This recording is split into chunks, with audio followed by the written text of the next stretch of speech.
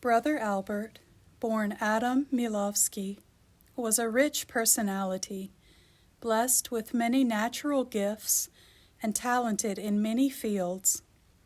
He first made his mark as a distinguished painter, gaining esteem among all the great masters of the brush, who will remain forever in our national memory as the representatives of great art. We know that his natural gifts were further enhanced because he did not keep them for himself. At barely 20 years of age, he took part in the January uprising of 1863, staking his all in this cause out of love for his country. That same love of country would brand him with a permanent mark, as his wounds left him a cripple until death, forcing him to wear an artificial leg in place of his own. Moreover, these gifts of nature were enhanced in him above all by gifts of grace, the divine grace which is God Himself bestowing His life on man, infusing Himself, as it were, into his soul. The more God bestows Himself on the soul, and the more He infuses His life into it through the gifts of the Holy Spirit, the more He brings that soul to its knees. In precisely this way, the soul of Adam Chmielowski was bowed down before the ineffable majesty of God, before His holiness and His love.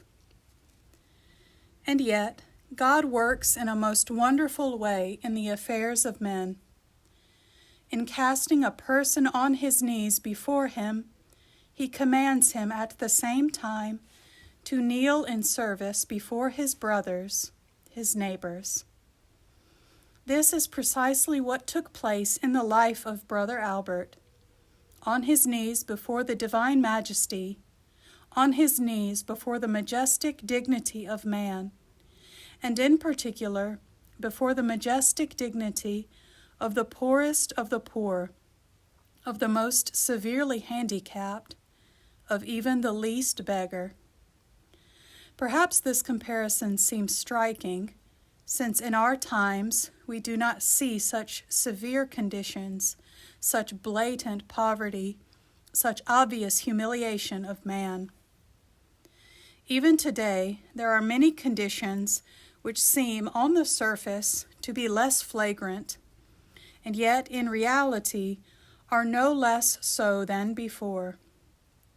There are many human needs, many cries for mercy, but often in a way unseen and unheard. How many people are sick or abandoned, and yet left in their ailments without any care? How many elderly are left to die of hunger, longing for the warmth of a human heart?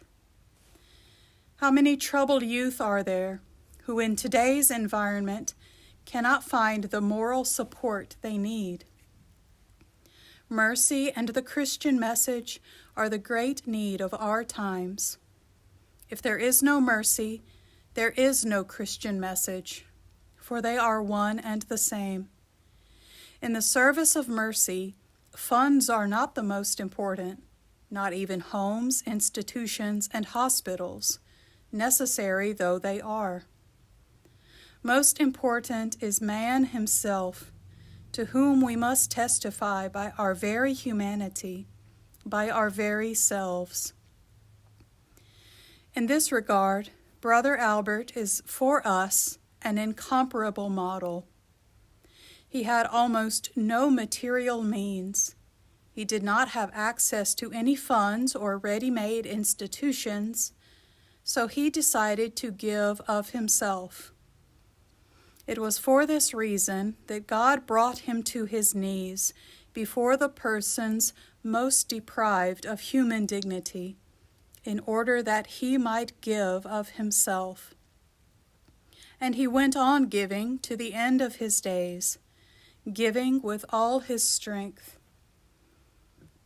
This was an expression of his faith and love, which is for us precious beyond measure, as it is in the sight of God.